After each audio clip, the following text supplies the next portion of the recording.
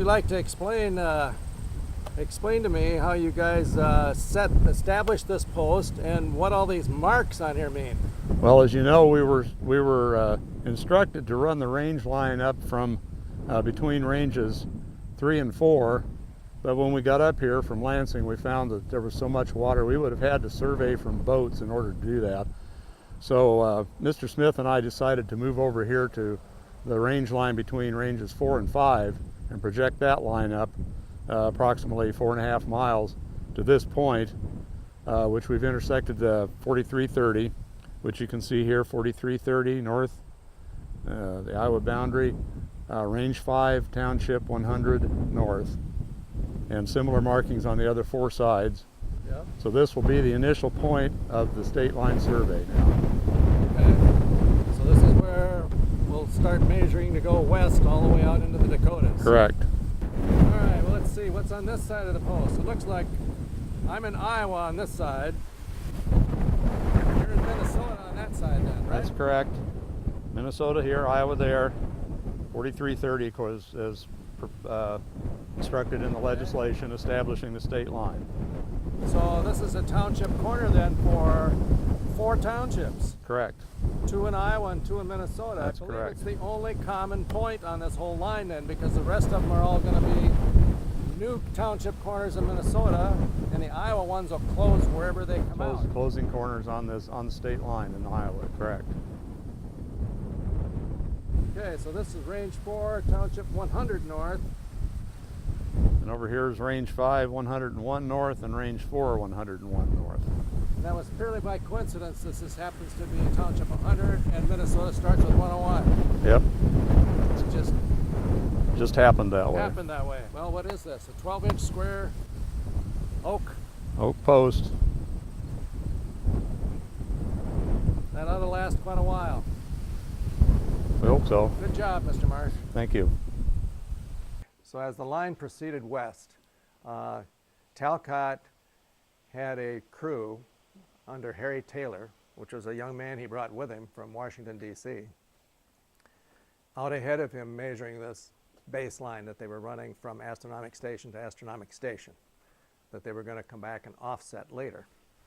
So Taylor was out ahead running this line, and Talcott would calculate what kind of an angle Taylor should turn off at the astronomic station to be running kind of parallel with the line.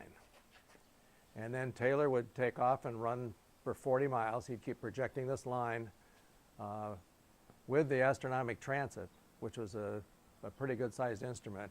There were some sites that were over 10 miles long that he could see for 10 miles along the line from knob to knob as they went. And these were called instrument stations, where he would set up to keep projecting the line. This was a projected straight line, as just as straight as he could keep it going. And then he was instructed to, at 40-mile intervals, look for a knob close to the line, an elevation point where we can set up kind of above the terrain and get a good clear view of the stars. So he would kind of select the points that they were going to set the astronomic stations as they went with the help of Talcott. And then Talcott was usually lagging behind because it took him 3 or 4 days at each station to actually do the star observations, assuming that the weather was favorable, and then he would hurry to catch up. But it took him about 2 days to travel the 40 miles from station to station. He even commented he was hoping to have done it quicker than that because he was just traveling between the stations, but it took him 2 days usually to catch up to Taylor then at the next station, and then set up and make his observations and recalculate the next line for Taylor to run. As they approached Spirit Lake, Talcott discovered that they were getting off. His last calculation for Taylor had been off a little bit, and he actually sent a messenger ahead to tell Taylor to turn a little bit of an angle at his next point so that he could try to get back closer to the line. Then as they approached Spirit Lake, they had to do some offsets. And they would either offset or triangulate across the lake as they went to keep the line going. But they were going to offset around the north side of the lake.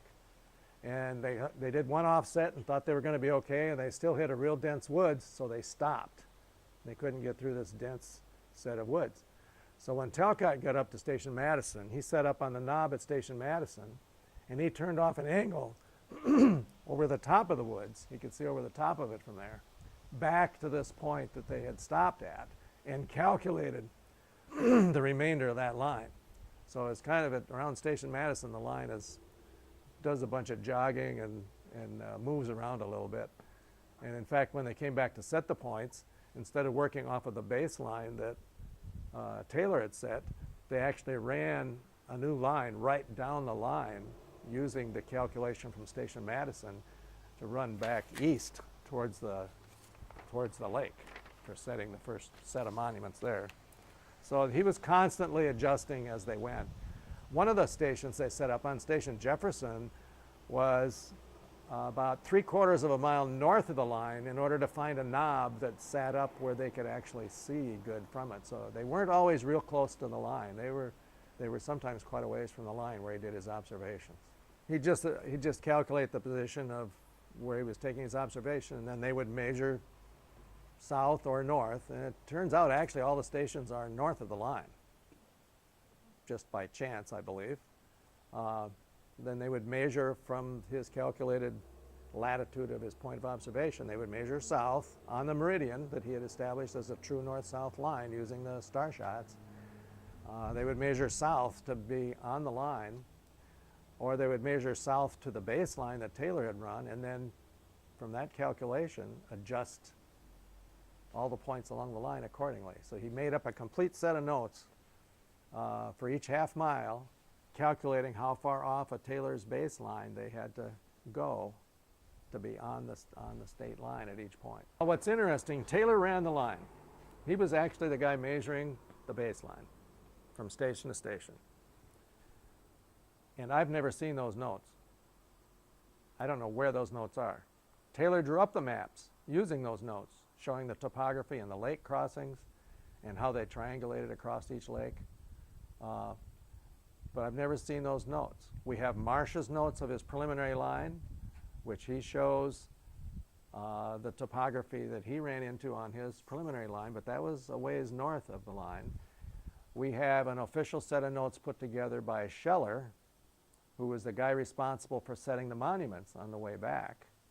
And he put together a set of notes, but his notes look like any other set of running notes, like he was just measuring right on the state line and then setting his posts.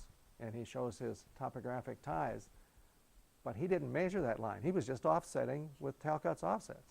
Yeah, the topography is fairly complete. When they hit some swampy ground or something, or when they got to a lake and they had to triangulate across it, they show the angle they turned, the offset they measured to create a triangle, and then the angle that they turned, and then calculated the distance across the lake.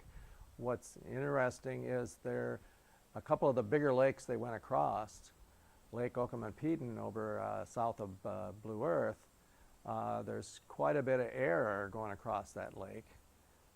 There's another lake further back from that there's almost 10 chains. It's off by almost 10 chains across the lake, which is quite a bit. That'd be over 600 feet. Their calculations across the lake weren't very good. That appears to be the source of most of the errors.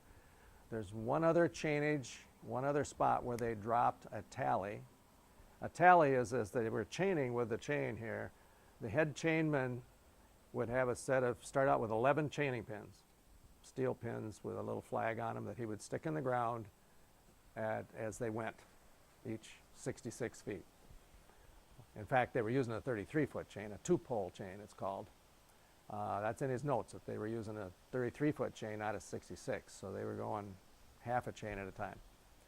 There's one spot where they're exactly 5 chains off, which means they forgot one of the 10 chain tallies. They lost count of one of their 10 chain tallies. The other errors appear to be triangulating across the lakes.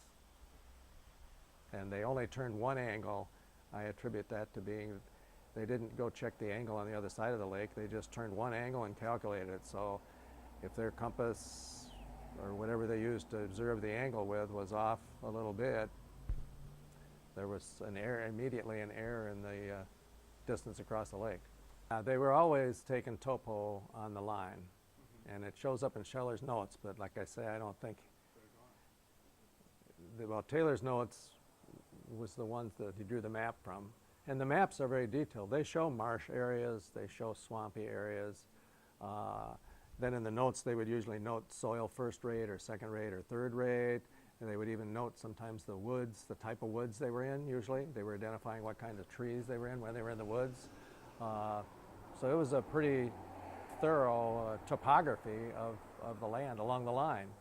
And then they even drew on lakes that were in the vicinity of it.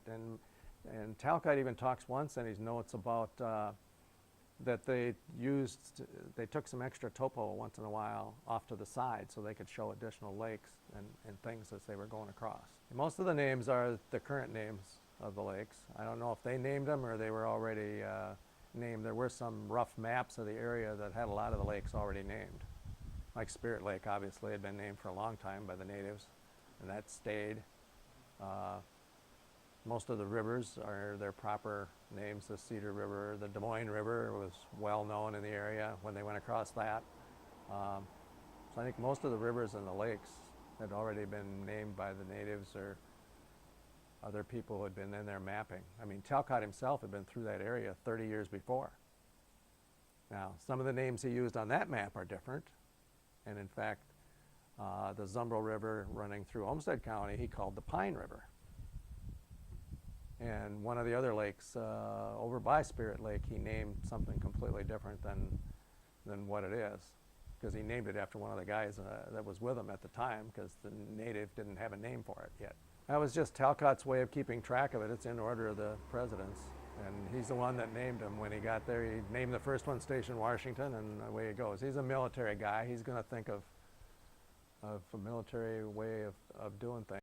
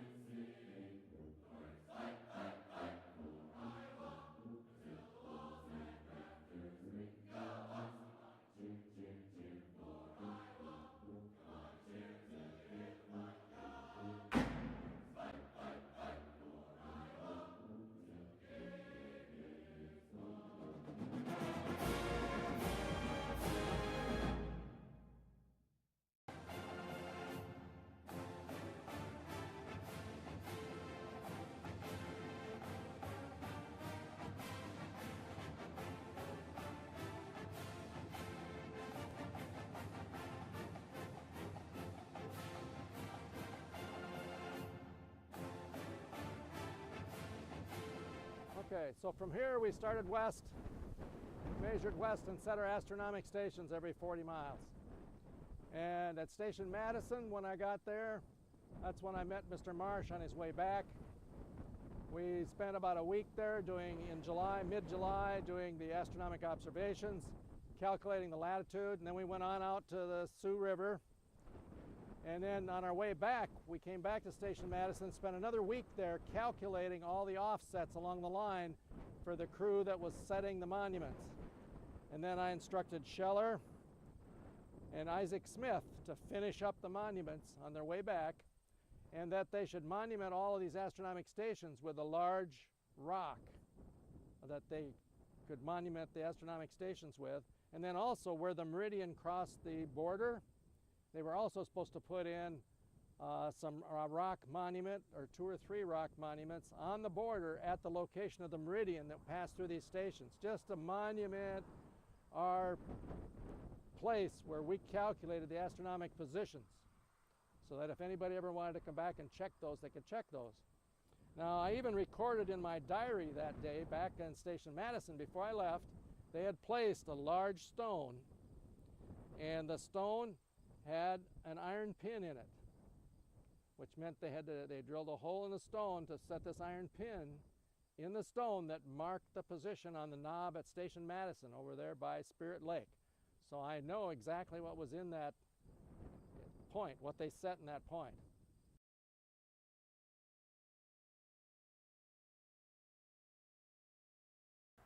I reported back to Captain Talcott at Station Madison on July 3rd and gave him my report. And in the report, I explained that I had run the line all the way to the Big Sioux River, and that I'd used Bert's astronomical compass, or the solar compass, to run that line as near as possible to the parallel of latitude, 43 degrees 30 minutes.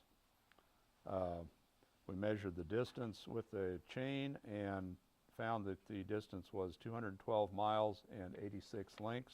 Also included topography and the variation of the magnetic needle as nearly as possible, and also the soil types and the general character of the country. I also have to report that I regret that my instrument was frail in its construction, and consequently it was liable to be out of adjustment from time to time. So I fear that this may cause my final results to be not be as accurate as I would have liked them to be. I explored the country beyond the Big Sioux, and I think that the line can be extended across. There will be at least one and maybe two more river crossings, but I believe that this line could be extended on into the territory on the other side of the river. And I presented my report to Captain Talcott.